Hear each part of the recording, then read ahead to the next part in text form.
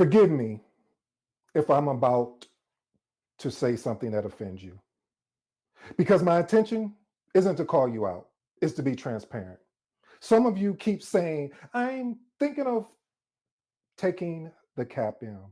And I need to be honest, if you're still thinking, you're not really committed. And I know that because I used to be you. And if I'm really truly being transparent, family, I am still you, fighting for what I set out to accomplish. Yes, I have my CAPM, but there are new journeys, new paths that I'm on. I remember when I said that same thing, I'm thinking about taking my CAPM. I told anyone at work who would listen that I was going after my CAPM. It sounded good. Matter of fact, it even felt good. And it kind of looked good, by the way. But here's the truth.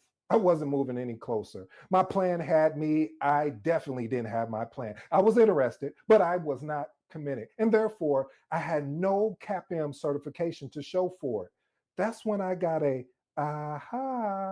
that gut punch where you realize you've been busy looking committed, but not actually executing. And that's why I'm challenging you. Matter of fact, I'm challenging me. No, I'm challenging us, because comfort won't earn you a CAPM, only execution will. Principle number 1, execute in silence, let success make the noise. Talking about your goals gives you the illusion of progress without any result. Silence forces you to work because the only proof comes from outcomes. Why is this important? Employers don't care how much you've planned, how much you've studied. They only care if you are certified. Experiment with these actionable tips. Stop announcing deadlines until they're met. Next one, treat completed milestones like deliverables. And the next one, share your success only after passing. Here's my professional insight. Silence builds credibility.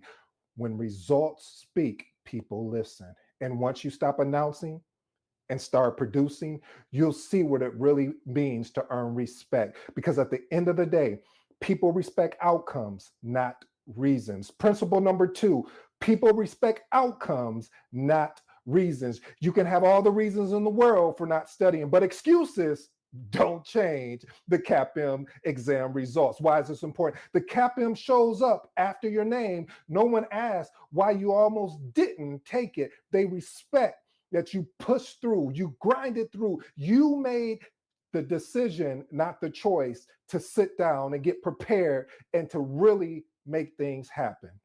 Experiment with these actionable tips. Change out I couldn't with I choose not to. And what I mean by that, I choose not to allow distractions to get in my way. I choose not to find a reason not to do what I said I wanted to actually accomplish. Next one, measure output, meaning chapters, quizzes, instead of the actual effort. And the last and final one, cut excuses at the root by asking, does this reason that I'm about to justify produce the actual outcome that I'm looking for? See, family, no one hires reasons. They hire outcomes.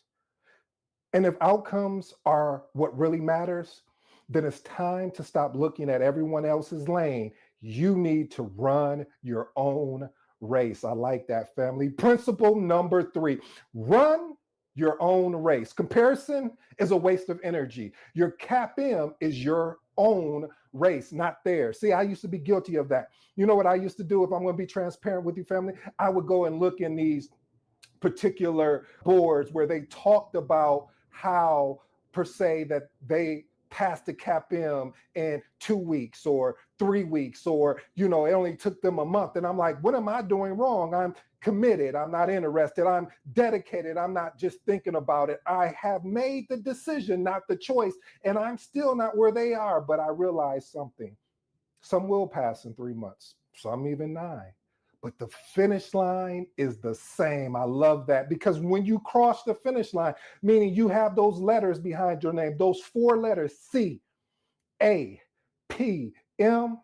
it makes no difference how long it took you to get there, because you crossed the finish line. So experiment with these actionable tips.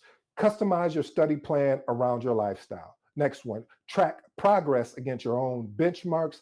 And if you do anything else, please avoid forums and groups that fuel comparison over accountability. You want to find an accountability group versus a comparison group.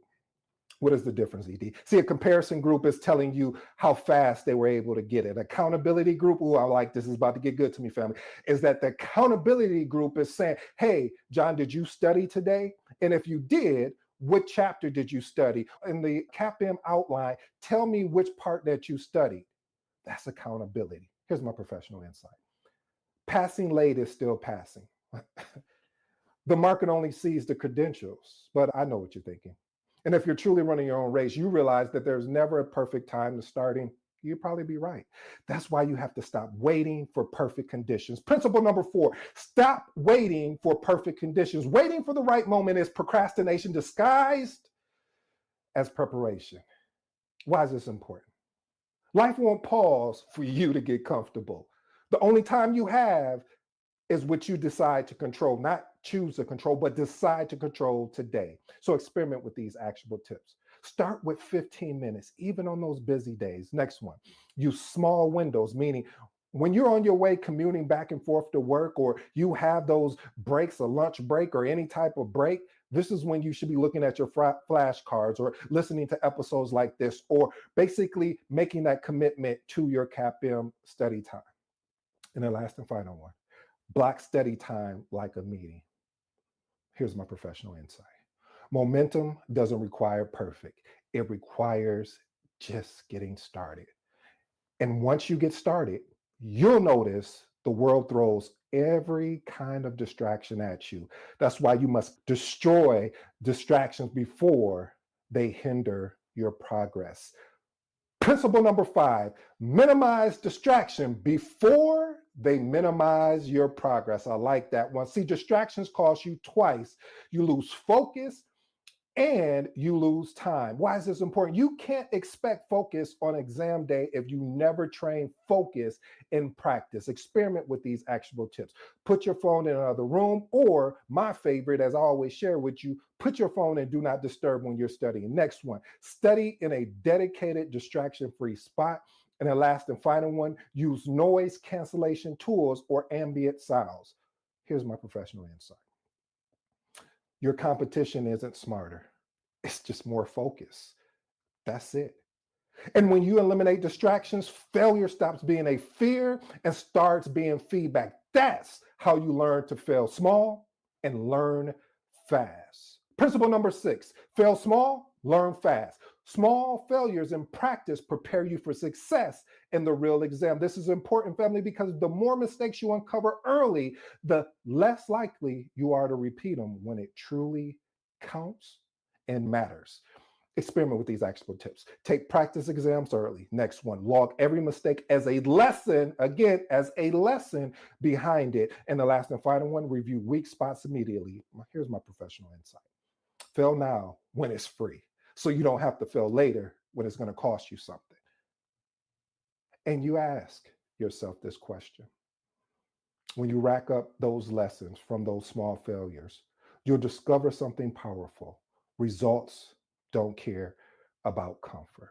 Principle number 7, results, man, they don't really care about your comfort. Again, results don't care about comfort. Comfort says you've done enough. Outcome demands more. The exam doesn't ask if you were tired. It asks, did you know the answer? Why is this important? On exam day, comfort doesn't answer question. It only tests your knowledge. Experiment with these actual tips. Push through 10 extra minutes of fatigue you may have. Challenge yourself. Maybe start with 5, maybe start with 2, but continue to gradually go up. Next one, tie discomfort to a reward. Again, tie discomfort to a reward.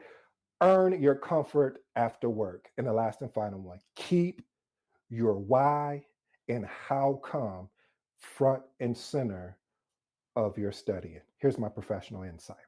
Comfort is temporary. Outcomes are permanent. And the truth leads us to the harder reality. Effort isn't enough. Only execution is. Principle number 8, your effort isn't enough. Your execution is. Studying long hours is useless if you're not studying the right way. Execution beats effort every time. Why is this important? The CAPM test application, not time spent reading. This is why I always recommend getting the CAPM content outline, mirrored in against whoever your trainer or whatever materials you're studying from, because that should align with that information. Experiment with these actionable tips. Use active recall daily. Practice without notes. Next one. Simulate time exam conditions weekly. Spend more time on weak areas, not your favorite ones, but always make sure you go back and address your strong areas as well, because you don't want to get so focused on your weak areas that now they're strong and then the strong areas become weak. So you want to have a balance. Next thought here. Here's my professional insight. Efforts make you tired. Execution makes you certified. And this is what we're going for. Would you mind if I over deliver? If so, then execution facing tough truths, because to grow, you must replace comfort questions with hard questions. Here's the bonus principle for today. Principle number 9, replace comfort questions with hard questions. Easy questions feel good, but they don't expose your gaps. Hard questions are where growth lives. This is important, family, because if you always chase comfort, you will prep for an exam that you are not ready for. Experiment with these actionable tips. Begin each session with your weakest topics. Next one, end each study block with 5 challenging practice questions. And the last and final one, do a weekly review. Did I chase comfort or did I chase growth? I like that. Here's my professional insight. Easy questions build ego. Hard questions build readiness and being prepared for the CAPM exam. And that's where it all comes full circle.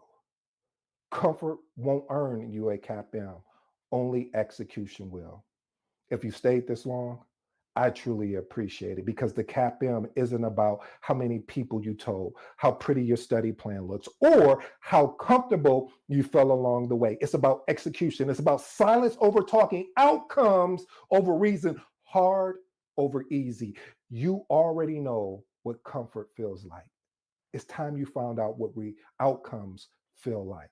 The question is simple. Are you going to keep chasing comfort, or are you ready to step up and claim your CAPM? If you're new to the episode, I go by the name of ED. For all you smart and intelligent folks out there, hey, that just simply means Ed. Until next time.